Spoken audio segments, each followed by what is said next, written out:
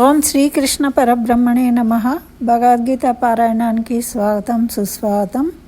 అందరికీ నమస్కారం అండి. మనము 3వ అధ్యాయం కర్మయోగంలో 30 శ్లోకాలకు అర్థం తెలుసుకున్నాము, చర్చించుకున్నాం. అయితే దీంట్లో ఏం చెప్తున్నాడు? జ్ఞానయోగి కర్మయోగి కర్మలు ఎలా చేసుకోవాలి, జ్ఞానవంతులు ఏం చేయాలి,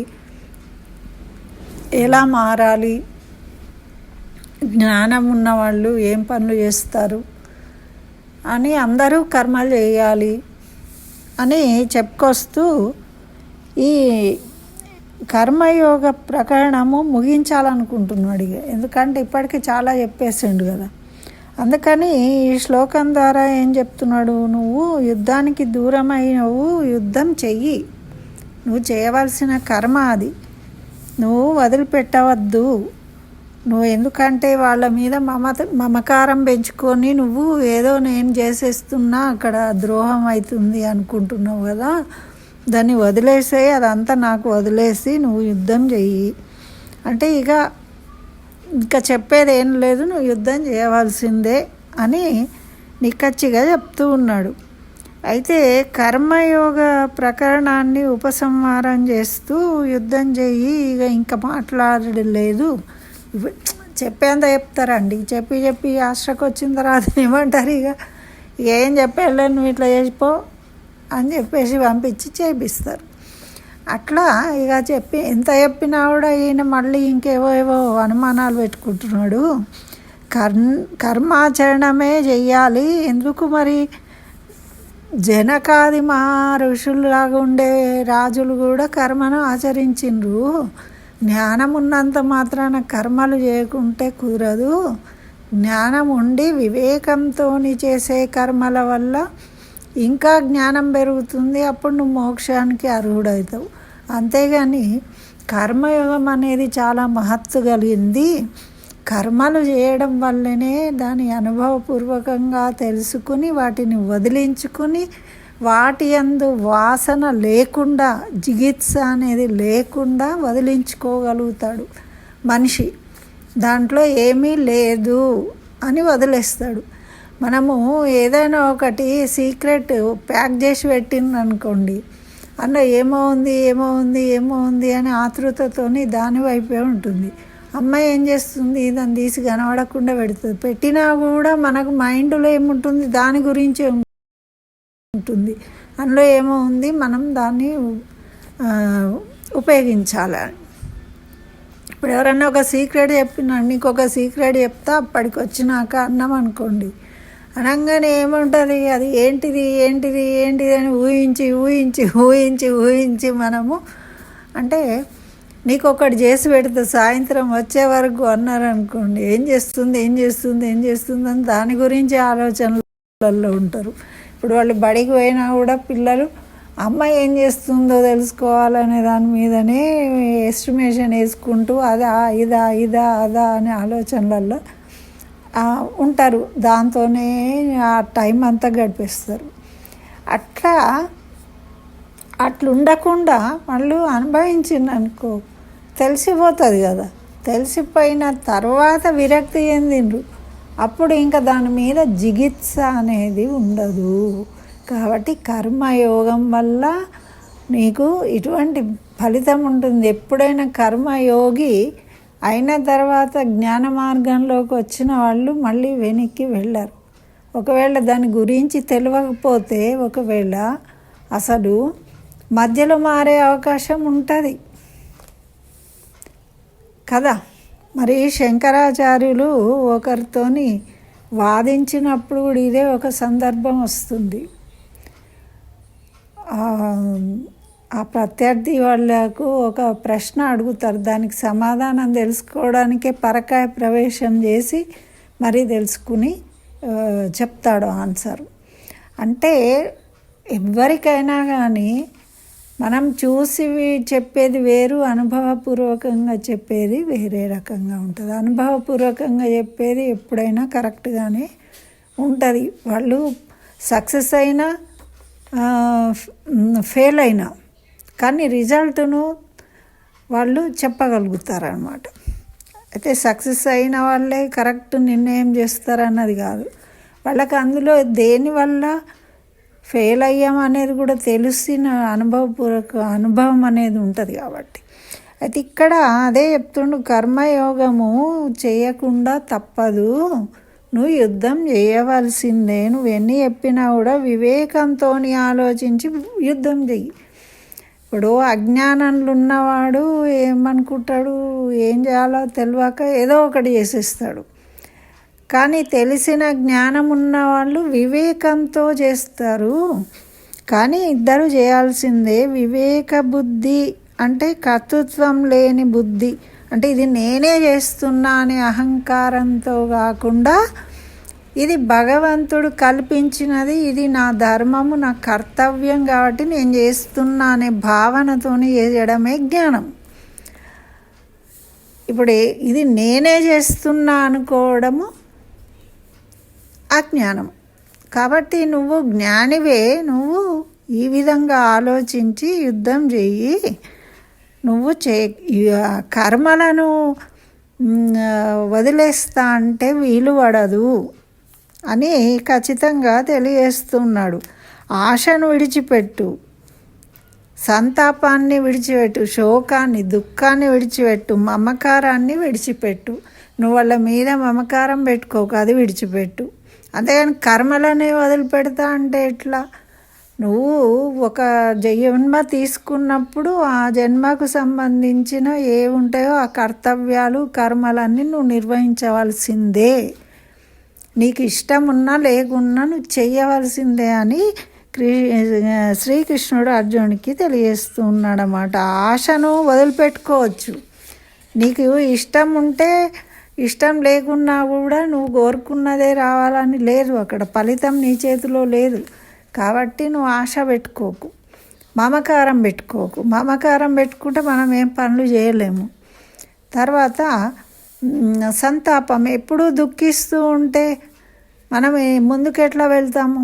ధైర్యంగా ముందుకు వెళితేనే పనులు అవుతాయి. ఇది నాకు నిర్ణయించబడిన పని, నేను ఈ పని చేయాలి, ఇది నా కర్తవ్యం అనుకొని చెయ్యి, యుద్ధం చెయ్యి. అంతేగాని ఇవన్నీ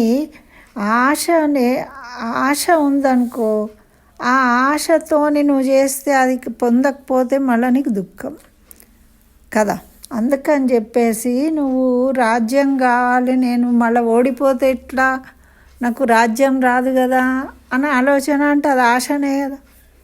ఇప్పుడు వీళ్ళందరినీ నేను చంపానా, నా తాతని నేను చంపానా అంటే అదొక మమకారం.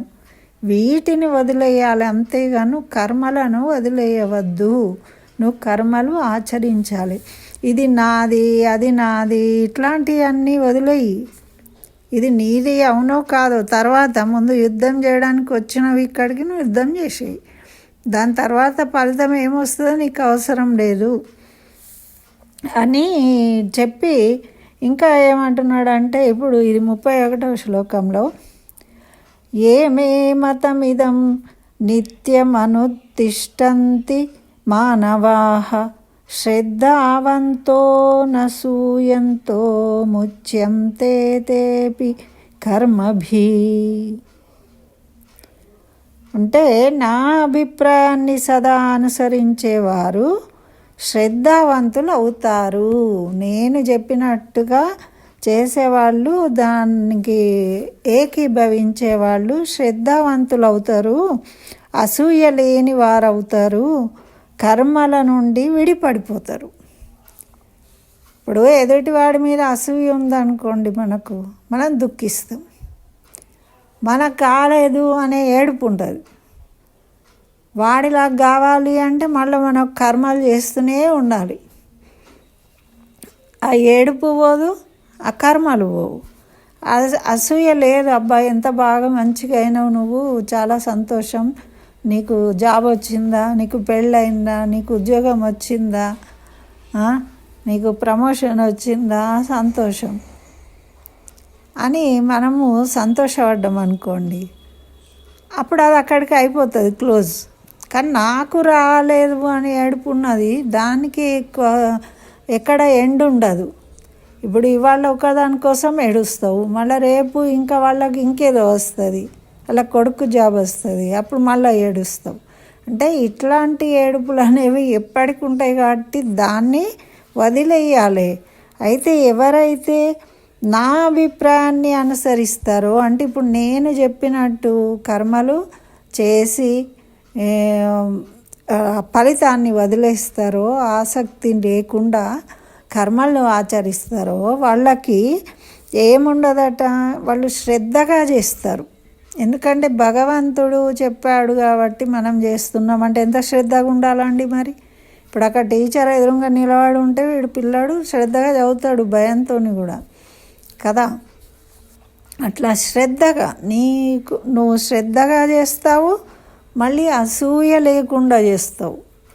ఎందుకు అసూయ పడవు? అది దుఃఖం కాబట్టి దాన్ని అసూయను వదిలేసినప్పుడు నీకు ఆనందం కలుగుతుంది. ఆ కర్మల నుండి విడిపడతావు. ఇప్పుడు అసూయ ఉండడం వల్ల మళ్ళీ కర్మలు చేయాల్సి వస్తుంది. ఇప్పుడు అసూయను వదిలేసినావు అనుకో, కర్మల నుండి విడిపడతావు. అదే భగవంతుడు చెప్తున్నాడు. ఇప్పుడు నీకు వాళ్ళు ఎవరో చీర కొనుక్కున్నారో, ఇల్లు కొనుక్కున్నారు, పెద్ద ఇల్లు కొనుక్కున్నారు, అట్లాంటి ఇల్లు నేను కట్టాలి వాళ్ళకు ఉన్నదని రోజు చూసుకుంటే ఏడుస్తుంటాం మనం. అంటే ఇప్పుడు అది కట్టడానికి మనకు కావాల్సినవన్నీ మనం సమకూర్చుకోవాలి. అవి సమకూరకుంటే ఏడవాలి, ఎక్కడెక్కడికో పోవాలి, ఏమేమో చేయాలి. అంత అరే బాగుందే మీరు కట్టుకున్నది అనుకున్నాం, అంతవరకే ఊరుకున్నాం అనుకోండి, అప్పుడేమవుతుంది? మనకు అసూయ లేదు కాబట్టి మనం ఎప్పుడూ కూడా సంతోషంగానే ఉంటాం. మనం ఉన్న దాంట్లో మనం ఉన్నాం, వాళ్ళు ఉన్న దాంట్లో వాళ్ళు ఉన్నారు అనే భావన కలిగినప్పుడు అంతకే ఉంటాం అన్నమాట. అంటే ఇది ఒక ఇల్లనే కాదు, ప్రతి దాంట్లో ఉంటుందండి. ఒక చీర మంచిది కట్టుకపోయినా కూడా వాళ్ళు అయ్యో నేను అది కట్టుకుంటా అనుకున్నా, అది కట్టుకొని రాకపోతే అని ఫంక్షన్లో మొత్తం ఏడిపోయి ఇల్లది ఒకటి అనుకుంటారు వాళ్ళు, అనుకొని ఒకటి కట్టుకొస్తారు. అక్కడ చూసేసరికి వేరే వాళ్ళు కట్టుకున్నారు, అరే నేను కట్టుకోకపోతే అయిపోయా. ఆ కుళ్ళు ఉండు చేయబట్టి ఫంక్షన్లో పాపం మాట్లాడలేదు, సంతోషంగా ఉండలేదు ఎవరితోని, అందరికీ చెప్తుంది. ఇంకా ఎందుకంటే ఏమనుకుంటారో ఏమో, ఇళ్ళకు లేవు ఇటువంటి చీరలు, అందుకని నువ్వు కూడా కట్టుకోద్దా అని వాళ్ళు అంటారు. అనగానే ఈమె చెప్తూ ఉంటుంది, ఇదంతా అవసరమా, నువ్వు ఫంక్షన్కి ఎందుకు పోయినావు, ఏదో నువ్వు మంచి చీరనే కట్టుకొని పోయినావు, దాని గురించి మాట్లాడకుండా ఇవన్నీ మాట్లాడతారు. ఇవన్నీ మనకు అవసరం ఉన్నాయా? అవసరము లేనివి. అంటే ఇది బుర్ర పాడేస్తాం. మళ్ళీ ఇంటికి వచ్చినా అదే ఉంటుంది, ఇంకో ఫంక్షన్కి పోయినాం మళ్ళీ ఇదే ముచ్చట, మొన్న ఏమైందంటే ఆ రోజు ఇట్లయింది. ఇట్లా మనం రోజు మాట్లాడేవి ఏముంటాయండి. ఇక్కడైనా ముచ్చట, మళ్ళీ ఇంకో చోట. అంటే మనం ఎన్నిసార్లు ఎన్ని రెట్లు ఇట్లాంటివి వేస్ట్ మాటలు మాట్లాడుతున్నామో అంతకాలం వృధా అవుతున్నది. మళ్ళీ మనకు బంధాలు పెరిగిపోతున్నాయి. ఎందుకు అనంటే ఒక చోట చెప్పినప్పుడు మనం చెప్పేది అసలుది కొంచెం ఉంటుంది, దానికి ఇంకొంచెం యాడ్ చేస్తాం, మళ్ళీ ఇంకోళ్ళకి చెప్పినప్పుడు ఇంకొంచెం యాడ్ చేస్తాం. ఇట్లా ఒకదానికోటి అసలు అది ఉన్న నిజంగానే కాదు, ఏదో మాట్లాడేసినాం అన్నమాట. అంటే ఇవన్నీ కూడా ఏమవుతున్నాయి, నీకు తెలియకుండానే నీ మైండ్లో నెగటివ్ మొత్తం నిండిపోతూ ఉన్నది. ఇవి అయ్యి ఆ నెగటివిటీ ఎక్కువైనప్పుడు బాడీ ఎంత పాకిపోతుంది అన్నమాట. ఆ నెగటివిటీ అనేది దానివల్ల రోగాలు వస్తాయి. అటు తిండి వల్ల రోగాలు వస్తాయి, ఇటు మైండ్ పని చేయలేదు. పాపం ఆమె టెన్షన్ పెట్టుకున్నది, అసలైన చీర కట్టుకపోలేదు అని, దానివల్ల ఈమెకి ఇప్పుడు ఈ రోగం వచ్చింది. టెన్షన్ అంటూ ఉంటారు. ఇంకా అంటే ఇప్పుడు మనం ఎంత అనవసరంగా మన శరీరాన్ని మనమే పాడు చేసుకొని మనమే అవస్థ పడుతున్నాం కదా. హాయిగా ఉండొచ్చు, ఏదో అనుకున్నాం అయిపోయింది అక్కడికి వదిలేసుకోవాలి. అది చెప్తుండు భగవంతుడు, కర్మలు చేయవలసిందే కానీ వాటి గురించి ఆశలు కానీ అసూయలు మమర్తలు ఇవన్నీ అహంకారాలు ఉన్నాయనుకో, అహంకారం మమకారం రాగద్వేషం ఇవి రెండు ఇవి ఎప్పటికీ మనకు వెంట ఉంటాయి. అంటే వస్తాయి అవి. పక్కోళ్ళతోని ఫస్ట్ అటు చూసి మాట్లాడినా కానీ మనకు వెంటనే కథం వచ్చేస్తుంది, మనను ఫస్ట్ వల్కరియలేదు అని ఫీల్ అయిపోతాం. ఎందుకండి ఏమవుతుంది అనుకున్నాం అనుకో, అప్పుడు మనం మనసు ప్రశాంతంగా ఉంటుంది కదా. ఒక్క మనిషి ఎవరినో ఒకళ్ళనే ఫస్ట్ వల్కరిస్తారు, అది మన ప్రియారిటీని బట్టి ఉంటుంది అక్కడ. అంతేగాని నీకు ఫస్ట్ ప్లేస్ ఇవ్వాలి అని ఆమె అనుకుంటే ఇస్తుంది, కానీ నువ్వు నేనే నెంబర్ 1 అని నువ్వే అనుకుంటే వాళ్ళు ఎందుకు ఇస్తారు? ఇది అనుకోవడము, ఇది ఈగో అంటారు అన్నమాట. ఇగో ఇవి తీసేసుకోవాలని చెప్తూ ఉన్నాడు ఇక్కడ భగవంతుడు. మరి దీని ద్వారా కూడా ఏం చెప్తున్నాడు? కర్మయోగంలో చరించే భక్తులు శ్రద్ధావంతులై ఉండాలి. నువ్వు చేసే పని ముందు శ్రద్ధగా చేయు. చెప్పుడు మస్తు చెప్తారండి కొంతమంది, ఓ అటు చేయాలి ఇట్లా చేయాలి ఏమో చేయాలి. అది నేను అంతా చేస్తా అనుకున్నానే, నాకు కాళ్ళు విపరీతం నొప్పులు, అస్సలు టైంకు లేవ చేత కాలేదు. ఇక వాడొచ్చి చేసిండు, వీడొచ్చి చేసిండు, ఎవరో అంత గలీజ్ చేసిండు అంటే శ్రద్ధ లేదు ఒక పని మీద. అట్లా ఉండకూడదు, శ్రద్ధగా చెయ్యాలి. కర్మ ఏదైనా చేయాలి. నువ్వు ఎవరికైనా హెల్ప్ చేసినా శ్రద్ధగా చేయాలి, నీ పని నువ్వు చేసుకున్నా శ్రద్ధగా చేయాలి. అన్నీ ఏవి చేసినా కూడా శ్రద్ధగా చెయ్యాలి. అదే కర్మ అన్నమాట. అంటే మంచి కర్మలు చేసేవాళ్ళు శ్రద్ధగా చేస్తారు. మరి అసూయ లేని వారై ఉంటారు. ఇప్పుడు వాళ్ళకు మంచి జరుగుతుంది అంటే ఒక పిన్ను పెట్టే అంటే వాళ్ళ మీద ఖచ్చితంగా కూర్చోడమో ఏదో ఒకటి చేస్తారు, వాళ్ళ మీద కోపంతో కొంతమంది. లేకపోతే వీపులో కొట్టడమో, లేకుంటే వాళ్ళు వేసుకున్న దానికి ఏదో అయిపోవాలి అనే భావనను, ఇవి ఇట్లాంటివి కలిగితే అంత జెలస్ అన్నట్టు. ఇవి ఉండకూడదు. ఇవి కామన్గా ఉంటూ ఉంటాయి, కానీ దానికి అంత ప్రియారిటీ లేదు, కానీ మనం కల్పించుకుంటాం అన్నమాట. అయితే వీటికి దేవుడిని మొక్కుతున్నారు మళ్ళీ పోయి, మనకు మంచి అట్లాంటివి కావాలని. ఇది కాకుంటే మనం వీధి కట్టుకొని పోగానే ఆమె ఇంకోటి కట్టుకొస్తుంది. అప్పుడు ఎట్లా అంటే ఆడవాళ్ళ చీరలనే కాదు నేను చెప్పేది, జనరల్గా టాపిక్స్. జెంట్స్ అయినా కూడా ఒక రకంగా బండి కొనుక్కుంటే ఇంకోళ్ళు ఇంకో బండి కొనుక్కుంటారు. వీళ్ళు ఏమంటారు, నేను ఆ బండి కొనుక్కుందాం అనుకున్నా. అరే నువ్వు చెప్పుడెందుకయా, నువ్వు ఈ బండి కొనుక్కుంటే ఏమైంది, నీకు నచ్చి నువ్వు కొనుక్కున్నావు, వాడికి నచ్చి వాడు కొనుక్కున్నాడు, నువ్వు ఎందుకు వై ఆర్ యూ ఫీలింగ్ అంటే మనం ఏదో తక్కువైపోయినామనే ఫీలింగ్ ఎందుకు మనకు? అది ఉండద్దు. అదే అంటే లోపల ఏదో జెలస్ ఉంది, అట్లా వాడేదో గొప్పగా చెప్తున్నాడు అనే ఫీలింగ్, వాడు గొప్పగా చెప్తున్నాడనే నీకు అనిపిస్తుంది. మరి నువ్వు కూడా అట్లా ఎందుకు చెప్పాలి? చెప్పద్దు కదా. అది ఎదుటోళ్ళకి చెప్పే విషయం మనకు బాధ అనిపిస్తుంటే మనం చెప్పేది కూడా బాధపడే విధంగా చెప్పడానికి మనం ప్రయత్నం చేస్తున్నాం. భగవంతుడు ఏమంటున్నాడు అంటే, మనకు ఎట్లయితే మాట్లాడితే బాధ అనిపిస్తుందో అటువంటి మాటలు ఇతరుల కోసం మనం మాట్లాడకూడదు, అది చెప్తూ ఉన్నాడు. ఇప్పుడు నువ్వు మంచిగా మాట్లాడుతూ వెళ్తూ ఉంటే నీతో కూడా అందరు మంచిగానే మాట్లాడతారు. కొంతమంది అంటారు చూడండి, వాడు పాపం అందరితో మంచిగా మాట్లాడతారని పేరు వస్తుంది వాళ్ళకు. ఎందుకు వచ్చింది? అందరితో సమానంగా నవ్వుతూ పలకరిస్తాడు. ఒకవేళ అరే నన్ను ఎందుకు మాట్లాడలేదురా ముందు అంటే, అయ్యో అక్క సారీ అక్క నేను చూడలేదు అంటారు, కానీ నేను అప్పుడే మాట్లాడినా అనరు వాళ్ళు. అట్లా అంటే ఒకవేళ వాళ్ళ మీద అటువంటి అభిప్రాయం మనకు ఉండదు.